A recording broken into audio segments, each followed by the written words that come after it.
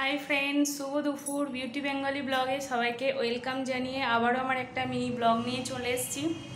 তো তোমরা সবাই কেমন আছো? আমি তো খুব ভালো আছি। তো আজকে সোমবার, আজকে মা বাবা এসছে আর এখন ঘড়ির কাঁটাই বাজছে 1:30 এরকম বাজবে। তো এই রান্নাঘর থেকেই ব্লগটা শুরু করলাম। সারাদিনে প্রচুর কাজের চাপ ছিল, ওই জন্য ভিডিও করতে পারিনি।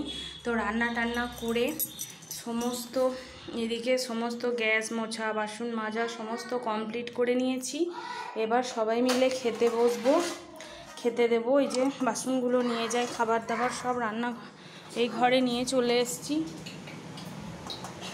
তো আজকে দেখাই কি কি রান্না করেছি দুপুরে, একে একে দেখাই। এইখানে তো ভাত আছে, এদিকে আছে আলু সিদ্ধ, এটা আছে লালতে শাক, আর আছে এই যে চিংড়ি মাছ দিয়ে পই কচু দিয়ে একটা ঘ্যাট করেছি লাবড়ার মতো, আর এখানে ডিমের অমলেট, এটা ছেলের জন্য, আর এখানে আছে মৌরলা মাছের ঝাল। তো এই তো দুপুরের আজকের মেনু এইগুলোই করেছি। এবার সবাই মিলে খেতে দেবো, সবাইকে খেতে দেবো, সব রেডি করলাম। আর আজকে একটা বড় কাজ করেছি, যেটা ভাদ্র মাসে কাপড় টাপড় রোদে দিতে হয়, সেটা আজকে বড় কাজ একটু করে ফেলেছি। চলো ওদেরকে খেতে দেবো এবার।